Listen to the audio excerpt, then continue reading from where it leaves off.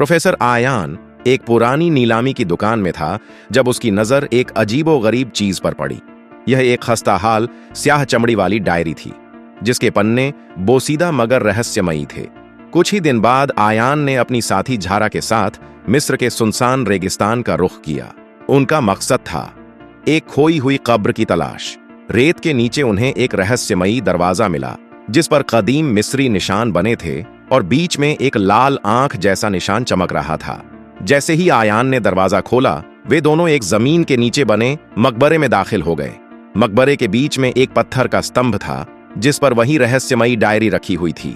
आयान ने जैसे ही डायरी खोली एक स्याह धुएं की लहर निकली और दीवारें जोर से कांपने लगीं। उसी रात झारा को एक खौफनाक ख्वाब आया। एक चेहरा बिगड़ा हुआ, सड़ा हुआ, मगर आंखों में रहस्य भरा हुआ। दूसरी तरफ आयान उस डायरी के लफ्जों में खो चुका था जैसे वह किसी और दुनिया में जा चुका हो। सुबह हुई तो उनका गाइड गायब था। रेत पर सिर्फ खून में सने कदमों के निशान बाकी थे।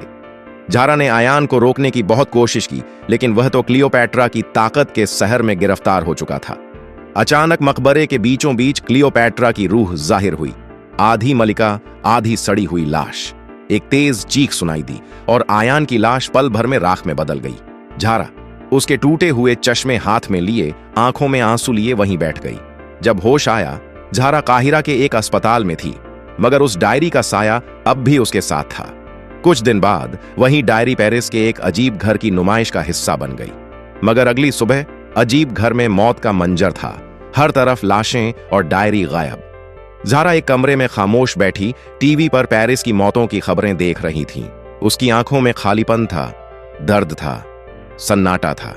कहानी का आखिरी सीन, क्लियोपैट्रा की वही डायरी मिस्र के रेगिस्तान में आधी रेत में दबी हुई और हवा में उसके पुराने पन्ने सरसराते हुए